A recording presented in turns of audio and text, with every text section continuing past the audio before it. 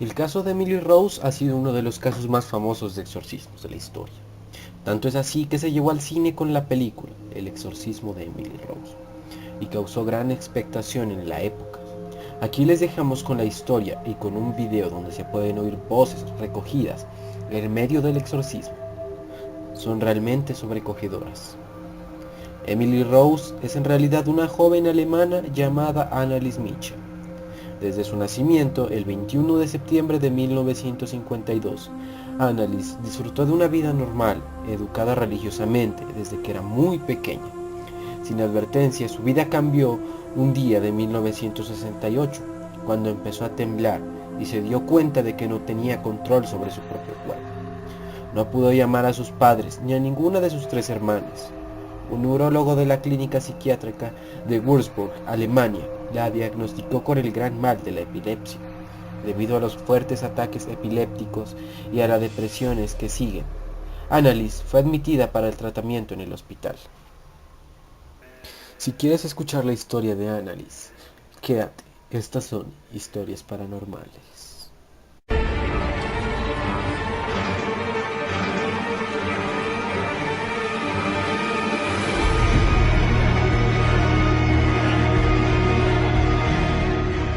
Poco después de comenzar los ataques, Annelies empezó a ver imágenes diabólicas durante sus rezos diarios.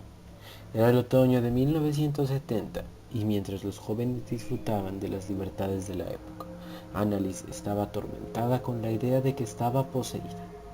Parecía no haber otra explicación a las imágenes diabólicas que se aparecerían mientras rezaba.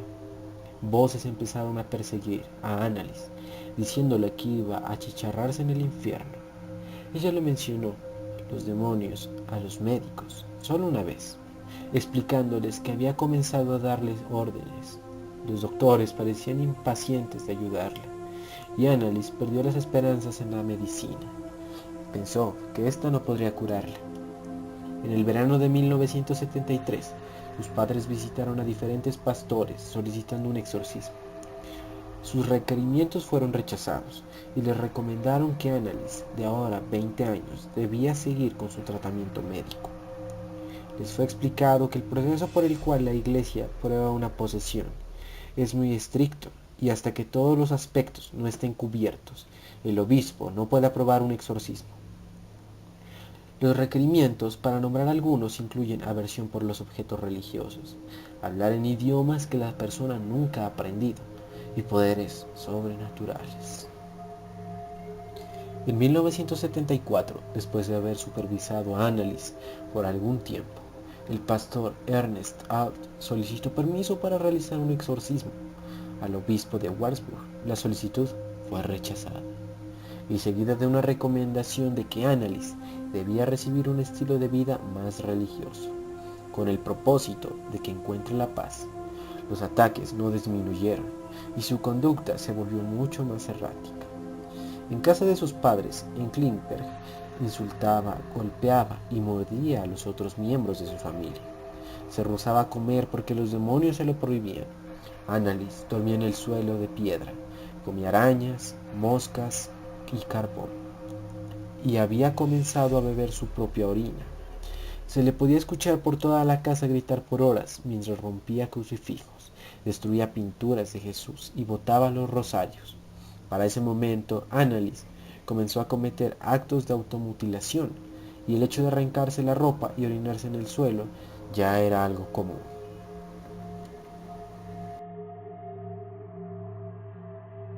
Luego de hacer una exacta verificación de su posesión, en septiembre de 1975, el obispo de Würzburg, Joseph Steindl, ordenó al padre de Arnold Rest y al pastor Ernst Alt a participar en un gran exorcismo. En el de Annelies, la base para este ritual era el ritual Ramnón, el cual era para ese momento todavía un canon legal, válido desde el siglo XVII. Se determinó que Annelies debía ser salvada de varios demonios. Estos incluían a Lucifer, Judas Iscariote, Nerón, Caín, Hitler y Fleischmann, un cura del siglo XVI, y algunas otras almas atormentadas que se manifestaban a través de ella. Entre septiembre de 1975 hasta julio de 1976 se le practicaron 1 o 2 sesiones de exorcismo por semana. Los ataques de Annalise eran tan fuertes, a veces que debía ser sostenida por 3 hombres, e incluso más. Durante este tiempo, Annalise regresó a una vida, hasta cierto punto, normal. Tomó los exámenes finales de la Academia Pedagógica de Würzburg e iba a la iglesia.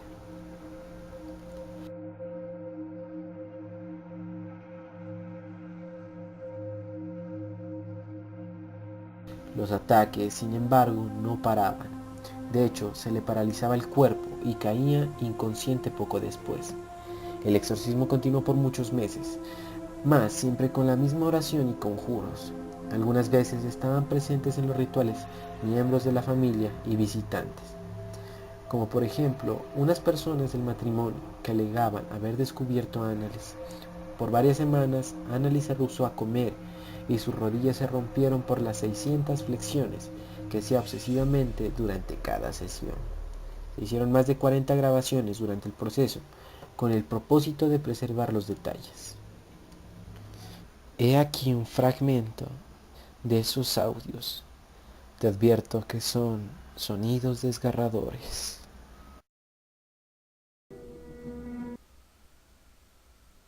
Welches noch?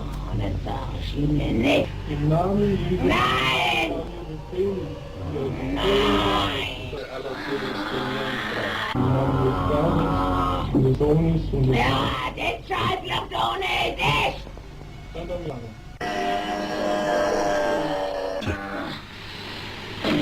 Ja, das ist von mir.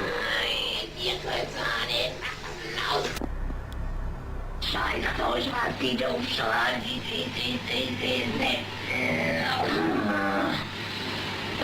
Nein! Sie Drecksau, sie Verflucht! Das ist unhörbar und grausam ist. Grausam! Sie Drecksau, sie Verflucht! Der das ganze Deutschland verführt, oder? Ja, der ist ja noch drin. Im Namen des dreifaltigen Gottes und aller Todesten Jungfrau Maria, sagt die Wahrheit. It's hard to breathe, isn't it? Yeah, pretty soon you're gonna be done in. There's nothing you can do about it.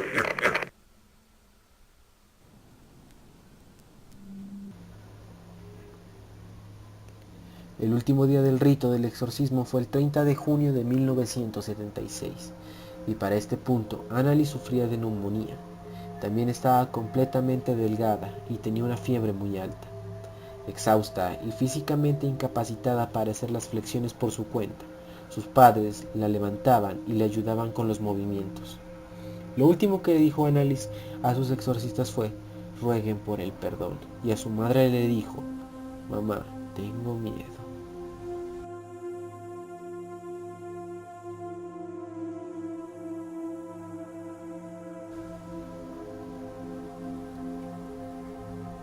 Anna Mitchell grabó la muerte de su hija al día siguiente. El 1 de julio de 1976, al mediodía, el pastor Ernst Ahl informó a las autoridades en Aschaffenburg y el fiscal general comenzó a hacer una investigación inmediatamente.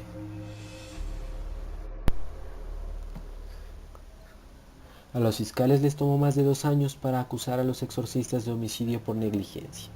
El caso Klingberg debía ser decidido sobre 2 preguntas: ¿qué causó la muerte de Annalise Mitchell? ¿Y quién era el responsable? De acuerdo con la evidencia forense, Annalise murió de hambre. Los especialistas demandaron a los acusados que si lo hubieran forzado a comer una semana antes de su muerte, Annalise se hubiera podido salvar. Una hermana declaró que Annalise no quería ir a una institución mental, porque la podrían sedar y obligarle a comer. Los exorcistas trataron de probar por la presencia de demonios, poniendo las grabaciones de los extraños diálogos, como uno en que 2 demonios discutían cuál de ellos iba a dejar el cuerpo de Annalise primero. Uno de los demonios se llamó a sí mismo Hitler y hablaba con acento extranjero. Ninguno de los presentes durante el exorcismo tuvo la más pequeña duda de la auténtica presencia de estos demonios. Los psiquiatras, a quienes se les había ordenado testificar, hablaron de la doctrina induction. Ellos decían que los sacerdotes le habían dado a Annalise el contenido de sus conductas psicópatas. Por lo tanto, según ellos, ella luego aceptó su conducta como una forma de posesión demoníaca. También declararon que el desarrollo sexual inestable de Annalise, junto a su diagnosticada epilepsia, había influenciado la psicosis.